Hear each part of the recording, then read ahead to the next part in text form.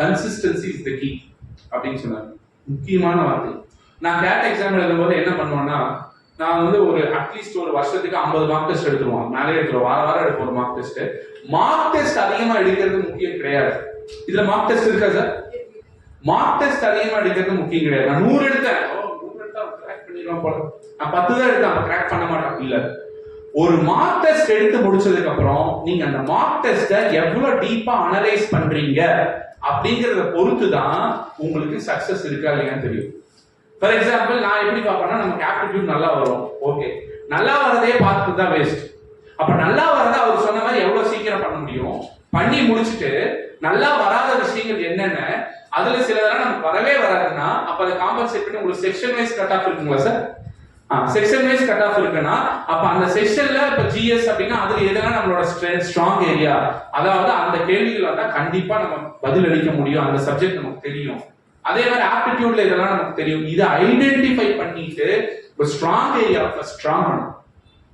Week ஏரியால ஒவ்வொரு test முடிஞ்சோடனே உங்க ஸ்ட்ராங் ஏரியால ஒரே ஒரு கேள்வி கூட தப்பா இருக்கக்கூடாது. அப்போ ஃபர்ஸ்ட் ஒரு கான்ஃபிடன்ஸ், நமக்குன்னு ஒரு பேஸ் இருக்கு, இந்த கேட்டகரியில நமக்குன்னு ஒரு ஸ்ட்ராங் ஏரியால எந்த கேள்வி தான் நம்ம அட்டெண்ட் பண்ணிக்கிறோம், ஆன்சர் கரெக்டா வருது. அப்ப வீக் ஏரியாஸ் என்ன, அதுல எதெல்லாம் நம்ம ஸ்ட்ராங் ஏரியாவா மாத்த முடியும் அப்படின்னு சொல்லி சிந்திச்சோம்னா நம்ம ப்ராக்ரஸ் ஆகும். பொதுவா பாலிடிக்ஸ்ல சொல்லுவாங்க, ஏப்பா உனக்கு கொடுக்குற ஓட்டு உனக்கு கொடுத்துருப்பா, எதிரி கொடுக்குற ஓட்டு எவ்வளவு உனக்கு கொடுக்குது, அதான் நீ வெற்றி பெறையா தோல்வி பெறையான்னு நிச்சயம் பண்ணும் அப்படின்னு சொல்லுவாங்க. அதே மாதிரிதான் இங்கேயும் உங்க ஸ்ட்ரென்த் ஏரியால வரது உங்களுக்கு வந்துடும். அப்போ உங்க வீக் ஏரியால இருந்து எவ்வளவு நீங்க எடுக்கிறீங்கிறது தான். சோ நாங்க கேட்ல என்ன பண்ணுவோம்னா, எங்களுக்கு வந்து ஆன்லைன், சோ அதனால என்ன பண்ணுவோம், அவர் சார் சொன்ன மாதிரி தான் ஒரு கொஸ்டின் பார்த்தோம்னா டக்குன்னு படிப்போம். ஏன்னா ஒரு கொஸ்டின் தான் எங்களுக்கு வரும், அப்புறம் நெக்ஸ்ட் அடுத்த அடுத்த கொஸ்டின் வரும்.